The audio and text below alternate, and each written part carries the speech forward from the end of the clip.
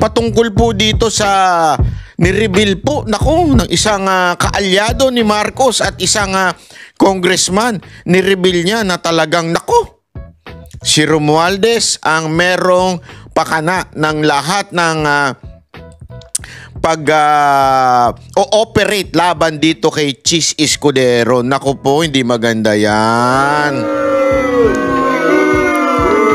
Nung nakaraang araw, di ba, ating pong pinag-usapan niya na pinag-usapan natin na si Chis Escudero ay sinabi niya na merong operation laban sa kanya para tanggalin siya para sa February wala nang sagabal pagdating sa impeachment. Tama, mali? So, medyo hindi pa siya nagpangalan doon pero sinabi lang niya Kamara. Okay? This time, yung mismong isang congressman na nagngangalang si Tiangco ang nagsabing pati daw siya at si Romualdez daw di umano ang merong pakana nito. Naku po, grabe. Gago! Hindi maganda yung ganyang klaseng pangyayari sa bayan natin. Mantakin mo, Speaker of the House ka. Sisiraan mo, i-ooperate mo ang isang Senate President for the sake of the impeachment na gusto mong gawin. So sa madaling salita, magiging totoo ngayon yung haka-haka na ikaw talaga ang may gustong pa-impeach kay BP Sara Duterte para by hook o by crook ikaw ay maging presidente sa 2028. Naku po. Pero sa tingin ko, malabo yung kahit ba ma-impeach mo si BP Sara Duterte, hindi ka magiging presidente unless gumalaw si Comelec chairman. Gago! Hindi, I mean gumalaw siya. Mangampanya siya para sa iyo, di ba? Hindi na ibig ko sabihin. Ikaw naman, oo. Anyway, panoorin po natin ito kasi matindi ho itong sinabi ho ng isang kongresista na kakampi ni Marcos. Hindi po ito pro Duterte. Hindi po ito nasa kampo ni BP Sara Duterte. May pasaring din si Senate President Chis Escudero. He's been saying that your colleagues there are behind what he says is a demolition job against him. Do you have reason to believe that? So you confirm that? Yes, because it's the same. Oh, grabe no. At talagang approve sa yes. Hindi pa tapos yung question. Yes. Oh, di ba? Meron talagang demolition job against si Chis Escudero. People na tumitira sa akin, yun din ang tumitira sa kanya, no? I mean, this is for another episode. It's a long episode. It's a long story, but pinagdududahan kasi ni Martin na sino Martin niya? Martin Yubera? Laruin mo. Kami ni Chis magkasabwat doon sa supposedly pagtanggal sa kanya. Sabi ko, hindi naman ako close kay Chis. Bakit naman ako ang kami inko-connectan yung dalawa? Wala naman kaming, I mean, yan yung pinagsimulan ng lahat na yan. Diba? So akala niya tatanggalin siya. So naning yung mama. At ang akala, magkakuntsaba daw to si Tiangco tsaka si SP, di ba? Si Escudero. Kaya tuloy, naaning daw itong si Romualdez. Naku po. Gago! Hindi maganda yung ganyan. Yung mga naaaning, alam naman natin ibig sabihin yan. If you will recall, Carmina, I think dati may mga lumalabas-labas na mga news na kami daw ni Chis parang pinagplaplanuhan namin siya. And he told me that. Oh, naku po. Ayan na. Hindi yan ayan po yung ebidensya. Kasi remember, ang evidence ay maaring sa material o merong resibo or something. At meron din yung tinatawag na evidence na testimonial evidence, di ba? Na mismong ikaw yung naka-witness, kausap mo, nakita mo, kaya mo sinasabi ngayon na ito, ebidensya ito, ako mismo, nandun ako. Ito sinasabi niya, ako mismo. Sabi mismo sa akin ni Romualdez, ganito, ganyan. Oh, nako. Ito may ebidensya. Di ba? Malinaw, ebidensya po ito. Na there was a time kasi hindi na kami nag-uusap niyan eh. Sabi ko, bakit naman ayaw mo kausapin? Kung may problema, mag-usap tayo, di ba? So, sabi niya, may nakadating daw na report sa kanya, na ganito, ganyan. Sabi ko, paano naman ako masasama dyan? Hindi naman kami close ni Cheese. And at that time, he was the one who told me to meet Cheese. Sabi ko, kaya ko lang naman nakausap si Cheese. At yung unang meeting namin ni Cheese noong 2024 was in his townhouse. You can ask Cheese. All right. Sabi niya kasi sa akin, kausapin mo si Cheese kasi may mga idea siya at tungkol sa kampanya. So, willing siya tumulong. Kaya ako naman, sige, okay, that was before the elections. So doon pa kami nag-meeting sa townhouse niya sa Polo Club.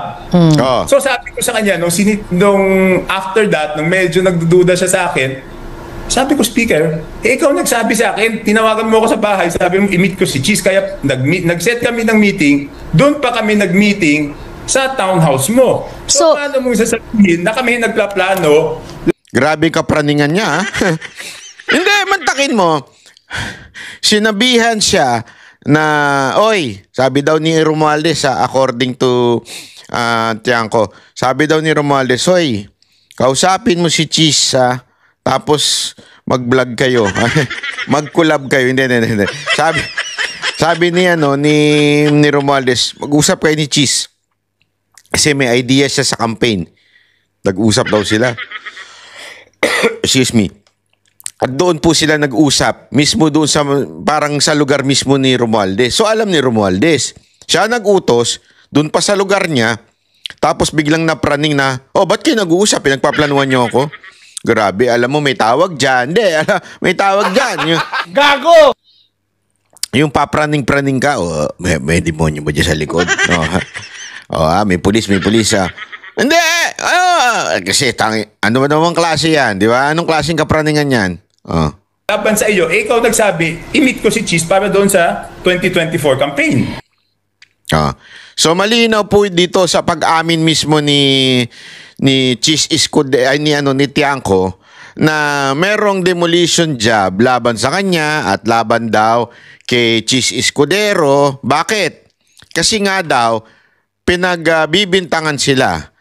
Sila po ay pinagdududahan, napapraning sila na pinagplanuhan nila to si Romualdez na matanggal bilang speaker. Nako, mga praning. Mahirap yung mga ganyan, ha? So, mismo dito, tama yung sinasabi ni Cheese Escudero na meron talagang demolition job laban sa kanya. And yung isa sa mga purpose nun, para ho sa February, wala nang sagabal pagdating sa kanilang, alam yun sa kanilang plano na i-impeach si VP Sara Duterte. Grabe talaga, no? Alam nyo mga kababayan, ito yung mga bagay na nakakainis kasi halimbawa, ngayong araw na ito, di ba?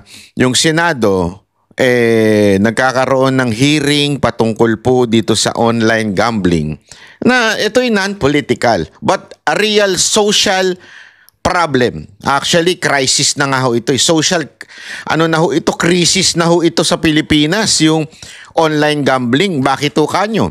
Alam natin, dami namamatay dyan. Ganong katindi ang Pilipinas. Bakit? Dahil nga po sa mga politikong walang iniisip kung hindi magnakaw, maging ma-retain sa posisyon, at magkaroon ng flood control project. Pag walang basura sa karsada, walang flood control project. 'Di ba? Yan ang totoo.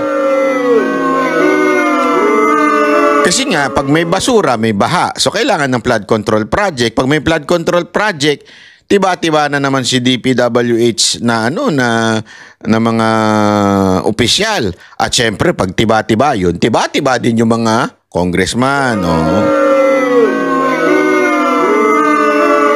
Oh, eto pa, bibigyan ko pa kayo ng isa pang namumulitika.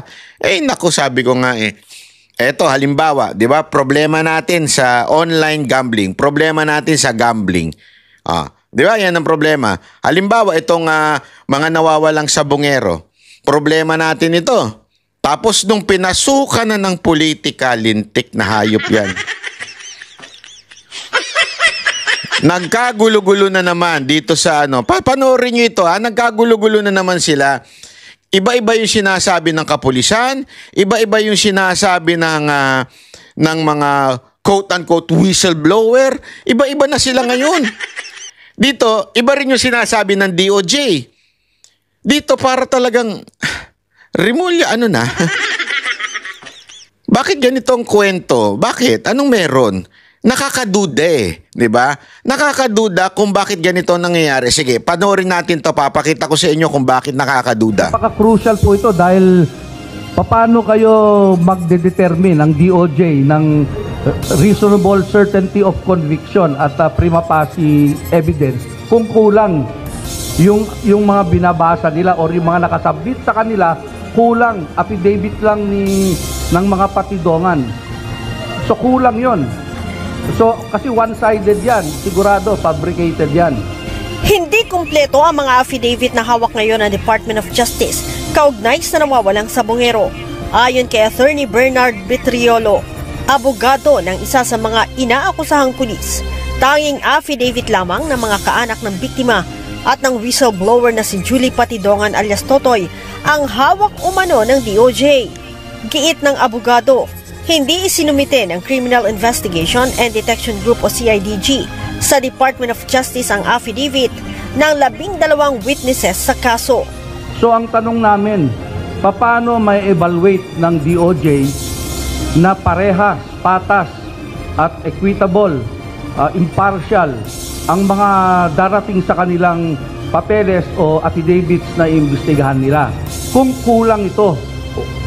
So ang aming grabe as in dito makikita mo talaga bakit ganun, bakit kulang-kulang. Di ba kaya nga dinadala sa husgado? Ang dahilan po dyan because lahat po tayo ay may due process. Di ba? Paano nga yung magkakaroon ng due process kung ang isang sumite sa DOJ ay kulang-kulang po? Hindi ako nagsabi niyan, siya po. So ang ibig sabihin mga kababayan, bakit hindi sinusumite lahat? Para makita lang yung isang side? Yun ba ibig sabihin nun? Request sa CIDG ay dalin doon. Ang bagong pamunuan ng CIDG, inaming may natanggap na mga affidavits noong nakaraang buwan mula sa 12 witnesses, subalit hindi aniya ito dumaan sa tamang proseso ng investigasyon.